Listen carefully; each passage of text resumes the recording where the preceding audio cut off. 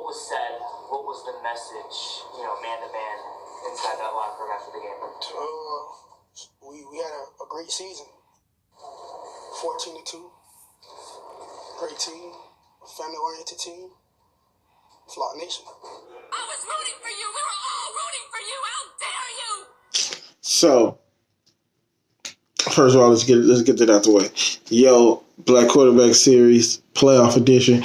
We have 4 guys left, 1 standing, 2 played each other, and 1 laid an egg. So, let's get into that. You're fighting against the black quarterback situation, and then you've got people telling you, your friends, saying that you can't make it. It just shows that some of the stigmas that have been against us for so many years are showing that they were just stigmas. You're like, a black quarterback can never make it in college or professional. Everything's opening up now. It's not just that black quarterbacks are guys. What you have now is franchise elite passers.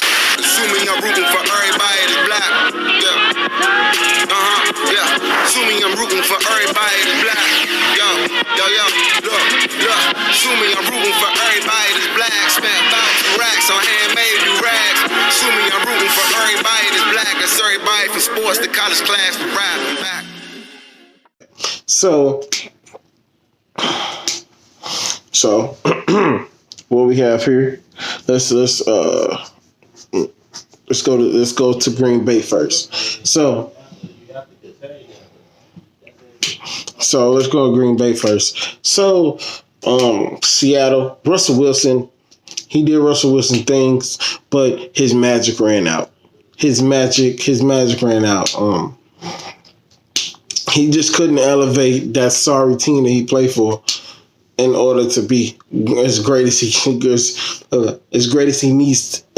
needed to be. They got pressure on him. They made him run it. He had a lot of rushing yards. I didn't check. The numbers are not in front of me, but he had quite a few rushing yards. Just every time he broke contain, boom, he was gone. 15, 20 yards. So he played decent, but he didn't play well enough for them to win. He got sacked on the final play of the game. And you can just tell the talent disparity.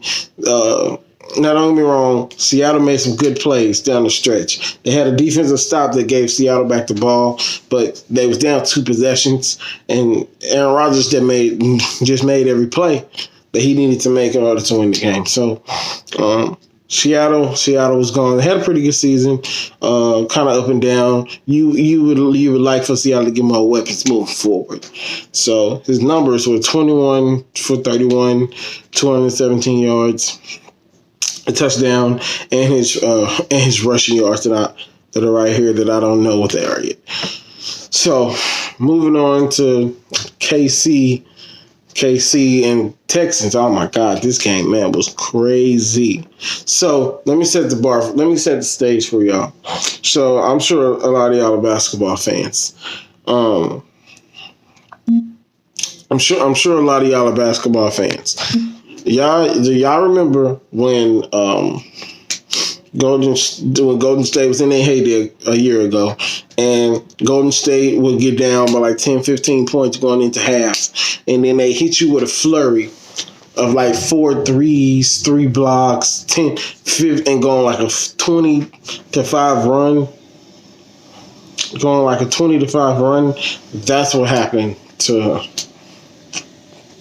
the Texans. They punched KC in the mouth, and they go up by 21-0. And at that point, Mahomes took complete dominance of the game. Now, you had some things go on. There was some special teams errors on both ends, but Mahomes got the ball back, and he took over. Just touchdown after touchdown after touchdown after touchdown after touchdown after touchdown.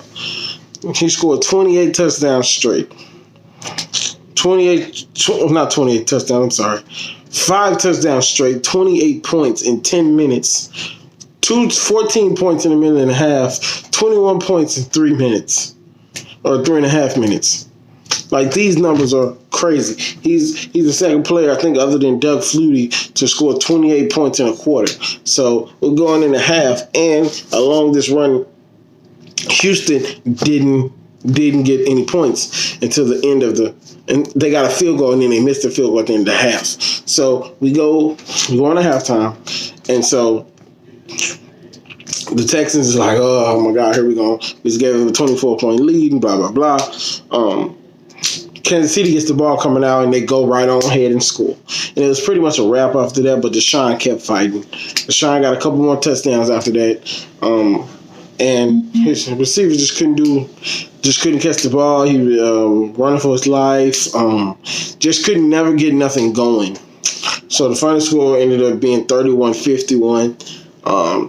Deshaun played well, but his coach made awful decisions. You can't outplay bad coaching, and I feel like he has bad coaching for the coach that he has. I'm not even gonna say his name because I don't even remember his name. But they need to get rid of that coach, and they need to hire somebody that has better time management and can better operate a game. Why would you go for it on fourth down when you're up 24? Or why wouldn't you kick the field goal at that point instead of going for it?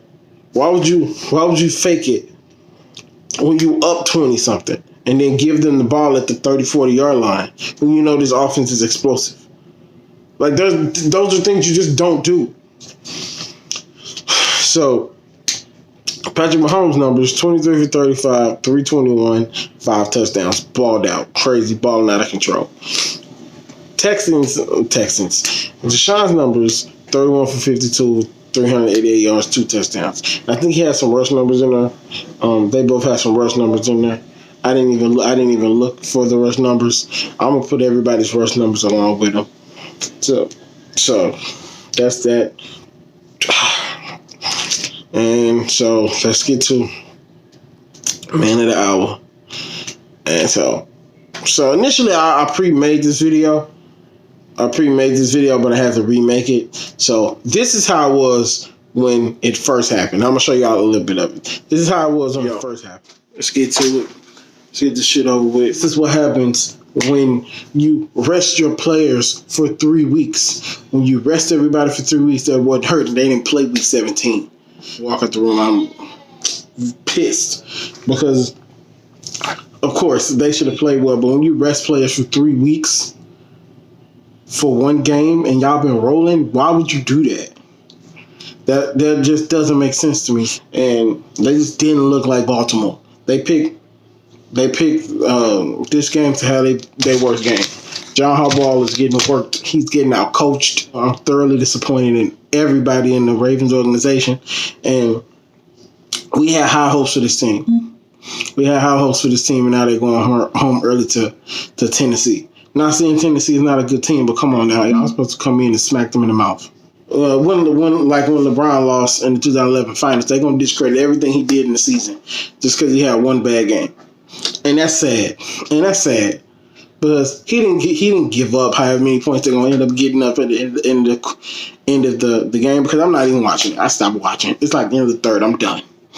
So, yeah, as y'all can see, I'm a little more calmer now than I was at that point. So, but John Harbaugh got out coached.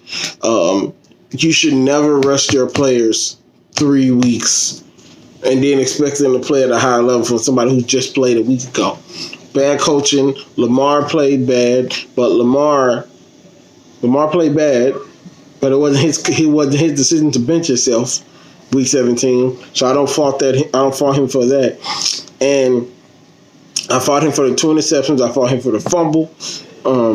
But I also fought the receivers for dropping passes. There's a pass. Lamar put it right on the button, like right there, and Hollywood dropped it. But Hollywood called another one. I can't remember if it's Hollywood or somebody else. But stepped in the pocket nice. Gave the ball right to him. It just fell out of his hand. Andrews throw the ball, fall right out of his hand. Now, granted, Titans were making unbelievable defensive plays, but y'all have to get it done. Like, I don't want this to all be on Lamar. This is a team thing. Hey, I didn't realize my camera died and I was just talking, so I want to go ahead and end the video for y'all. So what I was saying is that you give up almost 200 rushing yards to one man you expect to win. Like, that can happen. Lamar did play bad. He did not play well at all, and he's not absolved from not getting any blame.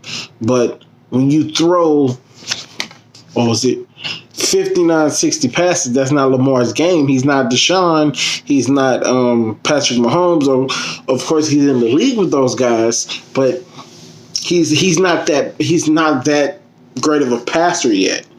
So you can't expect him to throw 60, and they just got out of their offense. And they got Baltimore Ravens by the Titans. The Titans did everything where they outcoached them, they outsmarted them, they bully balled them. It was bad. It was crazy. Y'all can see I'm a lot calmer now than I was in the video that I showed y'all. So yeah, so that was pretty much it for the black quarterbacks. So we have one more left. Everybody lost except for Patrick Mahomes. We kind of figured they would be there at the end. So, and the Super Bowl is laid out on a platter because they're the best team left. Because I feel like they can beat the 49ers and they would probably blow out Green Bay. So we'll see what happens. So Seattle is gone, Lamar's gone, Deshaun's gone, everybody's gone except for Patrick Mahomes, the last one left. They play. Who do they? They play Tennessee. They play the Titans in the AFC Championship game. I don't want them to take them lightly. Because you take them lightly, you'll be down 24 again. And you're not coming back from 24 down against the Titans the way they ran the ball last week. So, and just for giggles, I'm picking Green Bay to upset the 49ers. Because personally, I like Green Bay as a fan. I'm a fan of Aaron Rodgers. So yeah, so that's it for playoff week, divisional round. Hopefully there's more quarterback series to go. We'll see how long the whole series, the whole year one of this series rides on Patrick Mahomes' shoulders now. So we shall see. I'll see y'all Tuesday for the results. Go Chiefs.